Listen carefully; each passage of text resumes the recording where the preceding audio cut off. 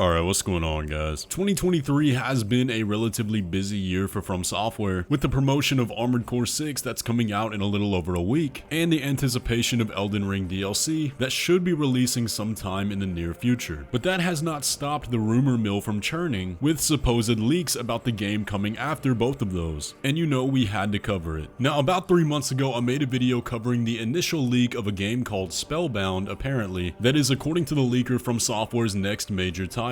But it seems like we have more about this game that's come out since then, and what may be the first in-game look at this project Spellbound. And I have personally been in contact with both leakers, and they've revealed some interesting information to me that we're going to break down here today. But as always, when we talk about these things, please do not automatically believe that this is real. Towards the end of the video, I'll explain in detail all the possible reasons that this may not be true. The reason we do cover these things, however, is because all of FromSoftware's games have leaked in this exact same fashion. With that being said, you can put on your tinfoil hat. But as we get into that, I do want to let you guys know that I'm giving away another copy of Armored Core 6 over in our channel Discord server, and if you want a chance at winning that, all you gotta do is number 1, be subscribed to the channel, and number 2, join the Discord server and go into our Armored Core channel, find the giveaway question and reply with your response, and we'll be choosing a random reply to that question the day before Armored Core drops. But with all that, let's go ahead and get into it. To begin our discussion today, let me give you a brief synopsis of the original Spellbound leak. About 3 months ago, a post was made over on 4chan claiming that FromSoftware's next game will be a magic-focused RPG under the project name Spellbound, and they provided many details such as that the game will be themed around 18th century Europe, with one giant quote-unquote dungeon in the middle of the map and a semi-open world around it. Now, there were some very interesting things about this leak, such as that a Reddit user requested the subreddit Spellbound,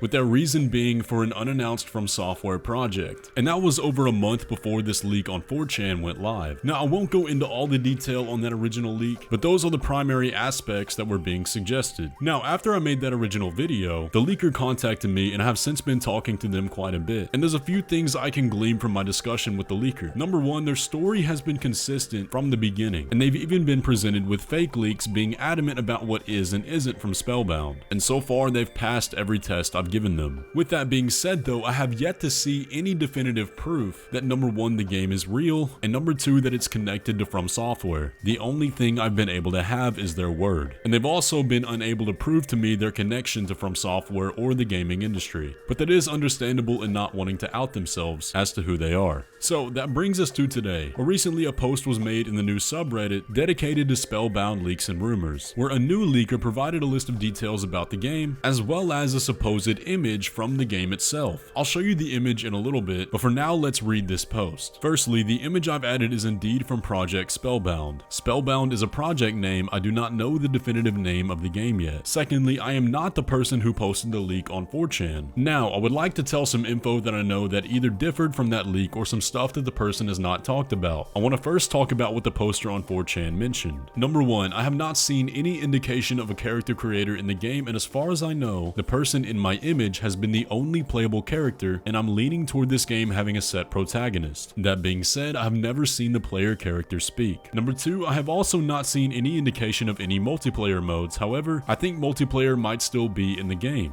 While it is true that the earliest this game might be revealed is at TGA 2023, I am currently heavily leaning towards the game being shown at around June 2024 instead. Number 4, I think the poster on 4chan has exaggerated the size of the game a little bit, but he is definitely correct about how the map outlay is. One big main dungeon in the center of the map and a smaller open world surrounding it. And as they've said, the game is smaller than Elden Ring. I would say that it is roughly 2/3 the size of Elden Ring. And number 5, the poster on 4chan has claimed that there are underwater areas and that the player can swim. I haven't seen anything relating to those, but there is a lot of emphasis on the sea/ocean in the game. So right off the bat, let me tell you a few issues I have with some of this information. Number 1, Miyazaki has made it pretty clear that he wants his next game to focus pretty heavily on multiplayer. So if the game does have a set protagonist, that does tend to clash with that idea. And then the point further down about an underwater level, they claim there's an emphasis on the sea/ocean. But in my conversation with the original 4chan leaker, we discussed a leak that turned out to be fake of some deep sea style enemies in a sort of FromSoftware concept art style. And they told me that the game doesn't have a deep sea theme. So neither of those are really deal breakers, but they are little points of contention I wanted to bring up. But let's keep reading. Now I want to talk talk about things that the poster on 4chan has not mentioned and maybe add further detail to what they've said. Number 1, the city in which the game takes place in is called either Kinwraith or Genwraith. The city has a very 18th century European imperial capital vibe to it, as the poster has suggested. The city is just filled with palaces, towers, castles. It feels like it's the capital of a flourishing empire, and it is in no way a decrepit, abandoned place. It does not have that post-apocalyptic vibe to it that a lot of FromSoftware games do. Number 2, the city itself is by the sea and is divided into circular wards that are separated by water channels. Number 3, the lantern/gas lamp the player character is holding has some sort of gameplay mechanic where it shows hidden items or areas/illusory walls. However, I'm not yet clear on how it exactly works and what other uses it has, but it does seem like a major gameplay mechanic. Number 4, spells do not require staves or wands to cast. The player character just equips spells and casts them with their hands. Number 5, spells can be dual wielded, and you can wield a melee weapon with your right hand and spell with the left. When you dual wield a spell, its moveset changes and it becomes more powerful. I do not know if you can dual wield melee weapons, however, I'm inclined to believe that you can. Number 6, the melee weapon types I've seen are swords, greatswords, axes, scythes, maces, halberds, and spears. Number 7, almost all the weapons I've seen had a second moveset where they transformed and had magical attacks. Number 8, customizing your clothing is very in-depth. You can change the fabric, color, and pattern. Number 9, you can also add gameplay changing customizations to your clothing. One prominent example is that you can make yourself hover above the air slightly by customizing your clothing. This also changes how you dodge. Another one makes your clothing emit water, making you immune to any fire damage. Another one makes you emit a purplish blue smoke, however I don't know what it does. Now there's a lot that we just read, and my immediate thought is that all of this sounds very ambitious. Not that I have a problem with that, but it could very easily be somebody's wish list. And the only point they really present that I have a problem with is number 3, where they talk about the lamp, because it sounds incredibly similar to the Lords of the Fallen and the Umbral lamp, which allows you to peer into the dark world and find hidden secrets that you can't see in the light world. Now you could chalk it up to a coincidence, but if it was such a major gameplay mechanic, you'd think the first leak would have said something about it. Now, one point of credit that I will give this post is that in my conversations with the original 4chan leaker, they reiterated the point that it is not a dead world. The vibe of this game is very alive, and for them to continue saying that in private, I think does add one point. And they mentioned that in reference to the fake leak that we talked about earlier. It was very Bloodborne-esque, and immediately the leaker told me it doesn't match the feeling of Spellbound. But let's move on and talk about the image they provided along with the leak. This is apparently a screenshot from Spellbound, and I really can't lie, immediately when I saw this I thought it was Midjourney. It looks so AI generated, but again that is only at first glance. We'll come back to that point, but after I saw this image, I sent it to the original 4chan leaker and asked them to verify if it was from Spellbound, to which they responded that it was. And they provided a few extra details about this character, saying that at least when it comes to the clothing that he's wearing, it's equivalent to the Elite Knight set of this game, which would line up with what the second leaker was saying about this being one of, if not the main character. But then I got in contact with the actual leaker of the image, the one who made the Reddit post that we're covering today, and they told me they have many more screenshots, that the one you're seeing right now is very old, and they also have footage that they can share pretty soon. Now I did discuss with them the possibility that the image looks AI generated, and they did admit that there's really no way to tell that it isn't aside from the hands being correct, which I will give them as a great sign. Now I actually tried to replicate the image in Midjourney, which is probably the best AI to generate images like these, and while it was able to get pretty dang close, it simply could not match the style of the leaked image. All of the AI generated images had some glaring issues that you could instantly tell it was AI generated. They were too smooth, the shadows were wrong in many places, and the hands, while they look alright at first glance, definitely were not correct. These are issues that the leak doesn't have. However, there are a few points that catch my eye. Most notably, the lamp looks very two-dimensional, almost like it's melted with his clothing, and the little smoke trail or something going off of the tip of it is not symmetrical on the other side of his chest. You see, AI has a tendency to connect lines, and this looks exactly like something it would do. Also, on the chin strap of his hat, it looks like his ear is melting into the strap. But here's the thing, if this is an in-game screenshot captured from an in-game rendered cutscene like FromSoftware likes to do, I dare say it could pass the test. And it's for that reason that no matter how much I want to say this image is definitely AI generated, I just can't. For example, these two images that leaked a long time ago, way before we ever knew anything about Elden Ring, if these were to come out today, nobody would believe it. We'd say, why is that horse so small? Or there's too many fingers on the snake. So my point here isn't to convince you to believe the leak, it's just that the issues I do have with the image aren't enough to entirely disprove it. Now, one final piece of interesting information I was able to get from the leaker is that they claim this image came from the same place that these two Elden Ring leaks came from a long time ago, and those images are in-game screenshots captured with a camera tool like I suggested this Spellbound image might be as well. However, I've talked to people that originally received those Elden Ring leaks, and none of them know what Spellbound is.